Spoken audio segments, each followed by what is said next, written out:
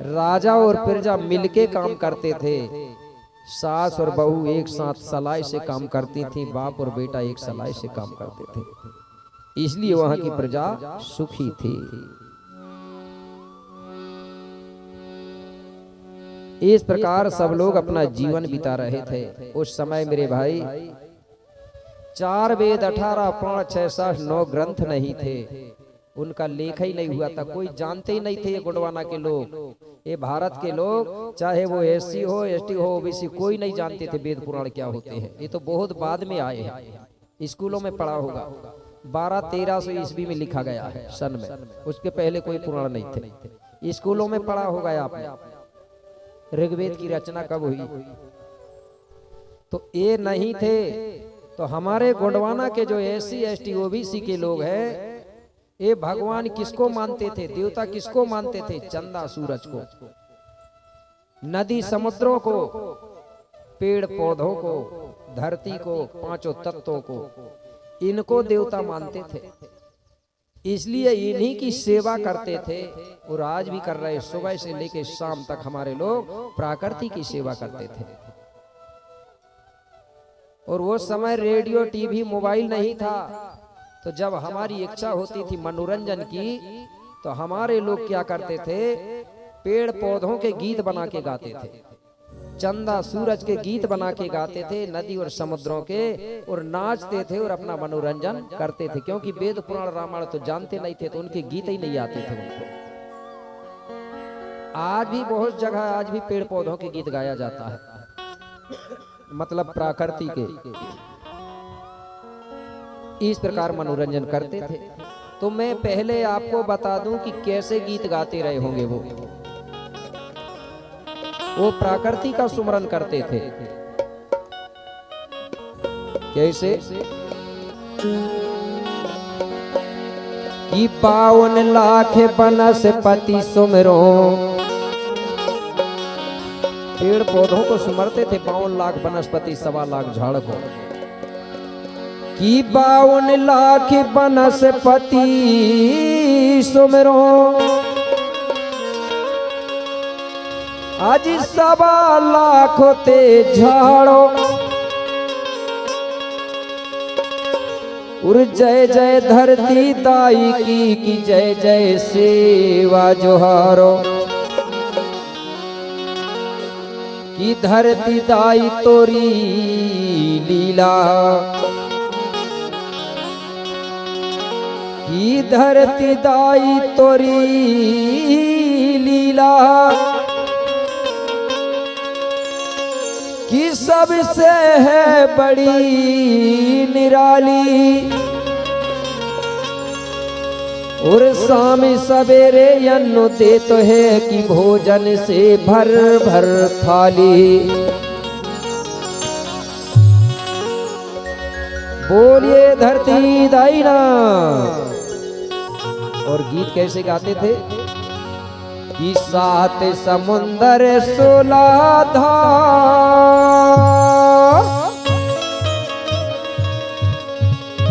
झीला झापट बंदो पहाड़ जी, झीला झापट बंदो। अरे काले कसा की माटी ला बंदो जी, माथे तिलक लगा।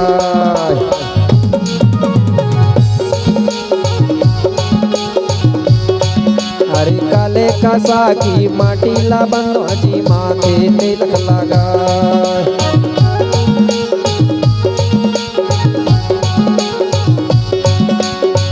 समुंदर 16 धार, समुंदर 16 धार, झीला झापट बनवा पहाड़, मोरे काले कसा के माटी ला बंदो जी, माथे तिलक लगा।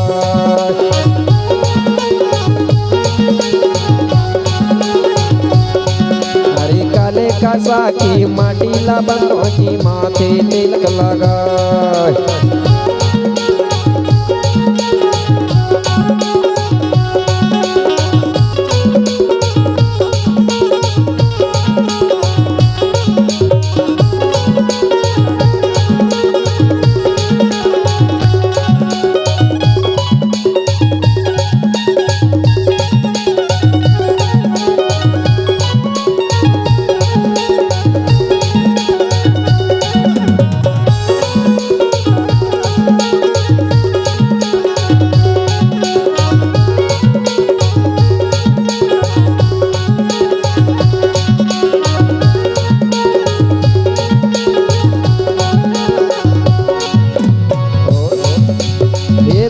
धरतीदाई।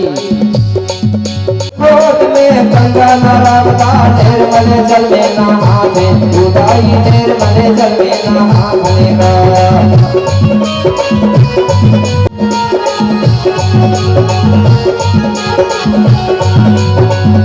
गोद में गंगा नर्मदा निर्मल जल में नहाते, उदाई निर्मल जल में नहातेगा।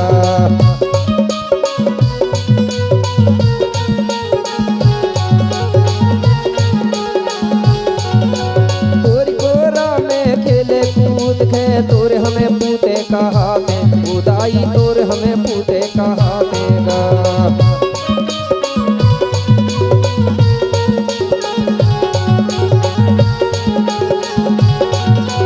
सात समुंदर सुलाधार, सात समुंदर सुलाधार, झीला झापट बन्ना पहाड़ मोरे डोंगर गढ़ के माटी ला बंदो जी माथे तिलक लगा।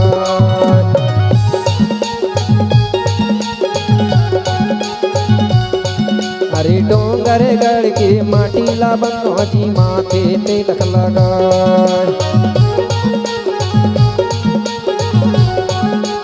जय हो।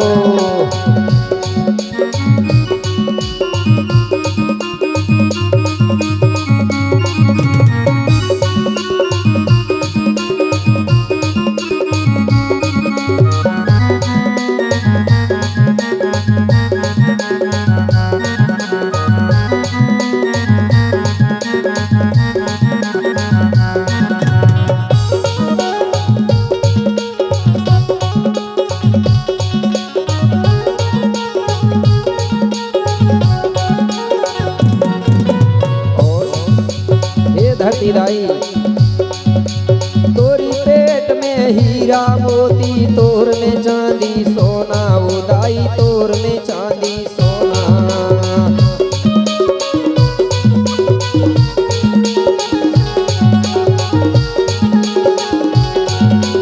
तोरी पेट में हीरा मोती, तोर में चांदी सोना, उदाई तोर में चांदी सोना।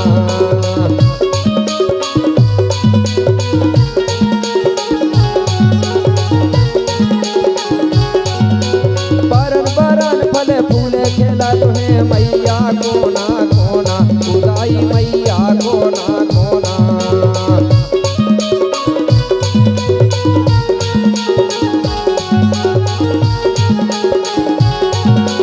बरन बरन फल फूल खेला तुम्हें मैया कोना कोना, उदाई मैया कोना कोना।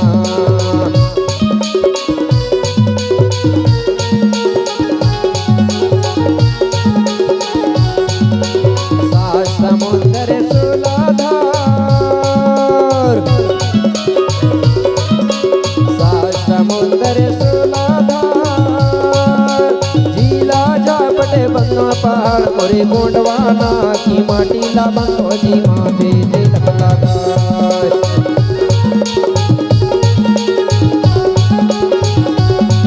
अरे गोंडवाना की माटी ला बंदो जी माथे तिलक लगा।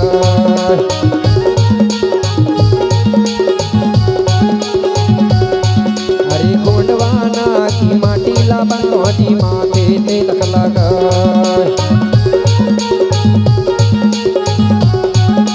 जय हो।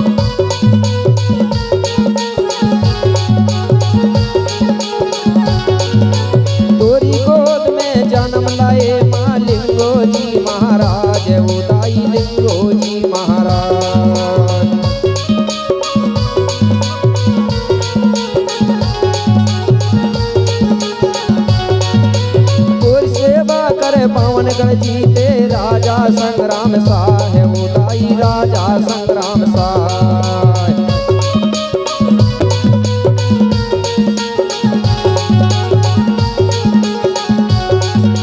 गुर सेवा कर बावनगढ़ जीते राजा संग्राम साय, उदाई राजा संग्राम साय।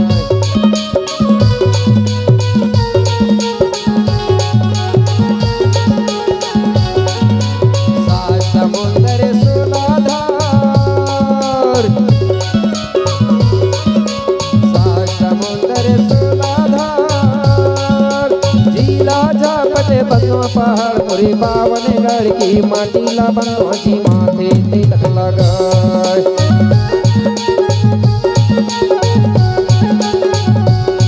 अरे बावनगढ़ की माटीला बंदो जी माथे तिलक लगाए।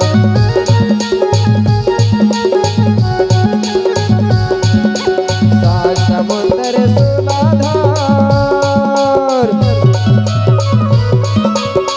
समुंदर सुलाधार, झीला झापटे बंदो पहाड़ पुरी काले कसा की माटीला बंदो जी माथे तिलक लगाए।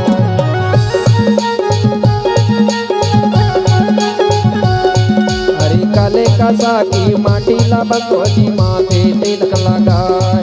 अरे डोंगर गढ़ के माटीला बंदो जी माथे तिलक लगाए। अरे छत्तीसगढ़ की माटीला बंदो जी माथे तिलक लगाए। अरे डोंगर गढ़ की माटीला बंदो जी माथे तिलक लगाए। अरे काले कसा की माटीला बंदो जी माथे तिलक लगाए। अरे काले कसा की माटीला बंदो जी माथे तिलक लगाए। बोलिए धरती दाईना। बहुत बहुत धन्यवाद। इस प्रकार से जो पूर्वाकोट की प्रजा है वो धरती दाई के गीत गाती थी, समुद्रों के गीत गाती थी, नदी के गीत गाती थी और अपना मनोरंजन करती थी। इस प्रकार से जो समय है बड़े आनंद और खुशियों के साथ बीत रहा था। मेरे सगाजनों, राजा पुलसिंह के विवाह के लगभग 5 वर्ष हो चुके थे। ध्यान से सुनना सभी लोग। बोलिए राजेश्वरी दाईना। तो राजा पुलसिंह के विवाह के लगभग 5 वर्ष हो चुके थे, लेकिन राजा पुलसिंह की एक भी संतान नहीं थी। धन दौलत भरपूर था, नौकर चाकर सोना चांदी सब कुछ था, लेकिन संतान नहीं थी। 5 साल बीत चुके थे और जिसके पास धन दौलत भरपूर हो और उसकी अगर एक भी संतान ना रहे तो वो राजा सुखी रहेगा क्या? नहीं रह सकता। अगर धन है तो उसके पास जन भी होना जरूरी है, और अगर धन है और जन नहीं है तो कोई काम का धन नहीं है। इसलिए राजा रानी बड़े दुखी थे मेरे भाई। कैसे? अरे बिन संतान दुखित दो प्राणी, दुखित दो प्राणी। राजा रानी बड़े दुखी थे। बिन संतान दुखित दो प्राणी,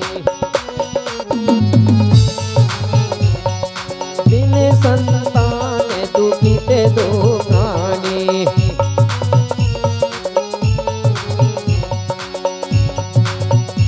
अरे यही विधि बिता रहे थे जिंदगानी।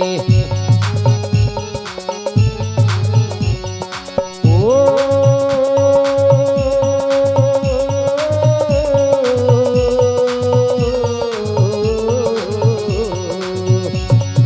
बिन संतान दुखित दो प्राणी, यही विधि बिता रहे थे जिंदगानी, यही विधि बिता रहे थे जिंदगानी। इस प्रकार राजा रानी दोनों बड़े दुख के साथ अपना जीवन बिता रहे थे, क्योंकि संतान नहीं थी। इस प्रकार से बहुत दिन हो गए मेरे भाई। धीरे धीरे समय बीतते गया। एक दिन की बात है, रानी हिरवा की इच्छा हो रही थी डूमर के फल खाने की। क्या? डूमर, डूमर ही बोलते हैं ना आप छत्तीसगढ़ी में, हिंदी में हमारे इधर उमर बोलते हैं, ठीक है ना, और गोंडी में तोया बोलते हैं, और संस्कृत में गूलर बोलते हैं। तो रानी की इच्छा हुई डूमर के फल खाने की, और रानी के घर में एक पिंजड़ा में तोता पला हुआ था, मिट्ठू। रानी ने उसी मिट्टी वाले पिंजड़े को उठाई और पिंजड़े को उठा करके हाथ में लेकर घर से निकल गई। कहाँ? डूमर के फल खाने के लिए। अब घर से निकली, चलते चलते नदी के किनारे पहुंची। नदी के किनारे में जाके देखी तो ढेर सारे डूमर के पेड़ लगे हुए थे, जो फले थे भी और पके थे भी।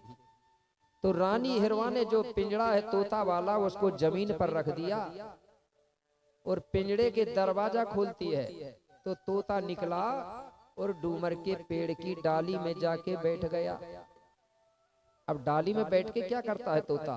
अपनी चोंच को ऐसा लिया और चोंच से डूमर के फल तोड़ तोड़ करके रानी के लिए गिराने लगा। अब रानी उन फलों को उठा उठा कर खा रही है और अपनी भूख को मिटा रही है। इस प्रकार तोता फल गिरा रहा है और रानी हिरवा उठा उठा के खा रही है और अपनी भूख को मिटा रही है। कुछ देरी के बाद में अचानक हुआ क्या, एक बिल से अच्छा मोटा काला नांग निकला। भुजंग, गोंडी में तड़ास बोलते हैं, ठीक है ना, नांग को क्या बोलते हैं? तड़ास। तो वो तड़ास नाग देव निकला और जहां तोता था, मतलब जिस पेड़ पर तोता बैठा था, उसी पेड़ के किनारे नाग देव गया और उसी पेड़ में नाग देव चढ़ने लगा। तोता ने जब नीचे की तरफ देखा तो तोता घबरा गया नाग को देख के। अरे बोले, नाग देव आ रहा है, मुझे खा जाएगा। तोता डर गया, घबरा गया और तुरंत पेड़ से उतर कर भागा, उड़ के भागा और पिंजड़े में जाके घुस गया। रानी ने देख लिया कि तोता भाग आया। पेड़ के तरफ देखी रानी ने, डूमर के पेड़ के तरफ, तो उस पेड़ में नागदेव चढ़ रहा था। ऐसा रानी समझ गई कि ये नागदेव ने बोले मेरा काम बिगाड़ दिया, इसके डर से मेरा तोता भाग आया। अब मेरे लिए फल कौन गिराएगा और मैं क्या खाऊंगी? रानी पछताने लगी, बोले नागदेव ने काम बिगाड़ दिया। और नागदेव पेड़ पर चढ़ा और क्या करने लगा, अपनी पूंछ को ऐसा लिया और पूंछ से डूमर के फल तोड़ तोड़ कर जमीन पर गिराने लगा। रानी देख रही है और नागदेव पूंछ से फल गिरा रहा है। रानी ने एक भी फल नहीं खाई। तोता समझ गया कि रानी को डर लग रहा है। तोता पिंजड़े के अंदर से बोलता है, महारानी जी, ये नागदेव तुम्हारे लिए ही फल गिरा रहा है, इन फलों को तुम उठाकर खाइए और अपनी भूख को मिटाइए। रानी हाथ जोड़ के कहने लगी, तोता, नागदेव में जहर होता है, इन फलों में जहर लग गया होगा। अगर मैं इन फलों को खाऊंगी तो मुझे जहर लग जाएगा और मैं मर जाऊंगी, इसलिए मैं नहीं खाती। बोले तोता कहने लगा, रानी तुमको इतना भी पता नहीं है क्या, नागदेव के मुख में जहर होता है, पूंछ पे नहीं होता, इसलिए वो पूंछ से गिरा रहा, मुख से नहीं। रानी कहने लगी, ऐसा? बोले हाँ रानी, मुख में जहर होता है, पूंछ पे नहीं होता, आप खाइए। ये नागदेव बाबा शंभू का गले का हार है, ये नागदेव को बाबा शंभू ने पहुंचाया है तुम्हारा सहयोग करने के लिए। अगर तुम इन फलों को खाओगी तो बाबा शंभू का आपको वरदान मिलेगा। बोले कौन सा वरदान देंगे शंभू बाबा मुझे?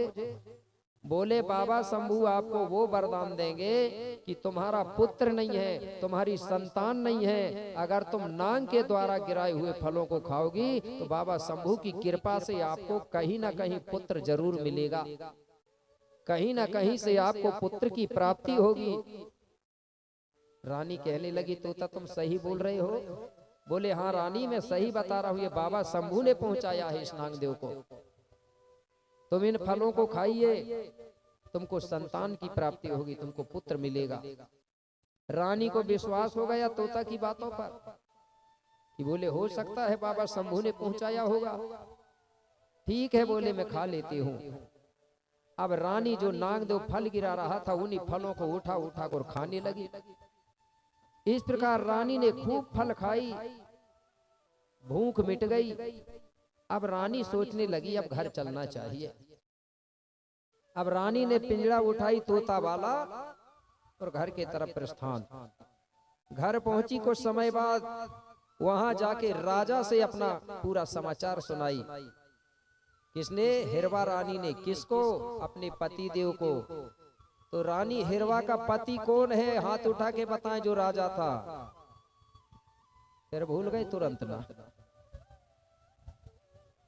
पुलसिव राजा। कौन? पुलसिव राजा। पुलसिव से सारा वृतांत सुनाई कि बोले महाराज आज मुझे बाबा शंभू भोलेनाथ का वरदान मिला है। बोले कौन सा रानी?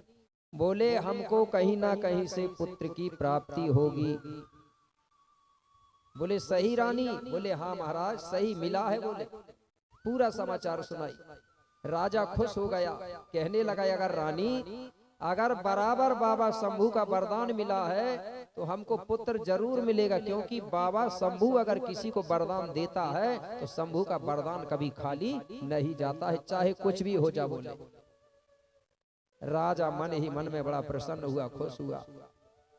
शंभू बाबा का सुमरन ध्यान करने लगा और अपना समय बिताने लगा खुशी खुशी के साथ। रानी ने धीरे धीरे अपने गांव की जो सखी सहेली है उनको भी ये बात बता दिया कि बोले मुझे बाबा शंभू का वरदान मिला है, मुझे पुत्र मिलेगा। सखी सहेली भी बड़ी खुश भई। राजा ने भी बता दिया। अब धीरे धीरे सब लोग अपना समय बिता रहे हैं और उस समय का इंतजार कर रहे हैं। कौन सा समय का? कि बाबा शंभू का वरदान पूरा कब होगा, रानी को पुत्र कब मिलेगा। इस प्रकार धीरे धीरे समय बीतता गया। कुछ दिनों के बाद में एक दिन रानी हिरवा का मन हुआ गंगा जी में नहाने के लिए, पेंडुर गंगा। अब रानी सोचने लगी कि अकेली नहीं जाती, अपनी सखी सहेलियों को लेके जाऊंगी। तो रानी ने तुरंत अपनी गांव की सहेली सखियों को बुलाई और उनसे कहने लगी बहन आज मेरा मन पेंडुर गंगा में स्नान करने के लिए हो रहा है, इसलिए सुनो। सखी कहने लगी क्या रानी सुनाओ। बोले सुनो रानी। पेंडुर गंगा चलोरी नहाने,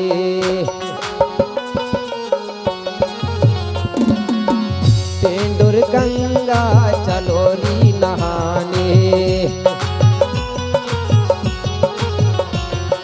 चलोरी नहाने सखी चलोरी नहाने, चलोरी नहाने सखी चलोरी नहाने।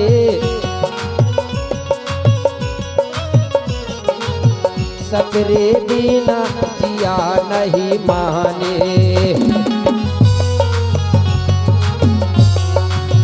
सतरे बिना जिया नहीं माने, सतरे बिना जिया नहीं माने, जिया नहीं माने, जिया नहीं माने।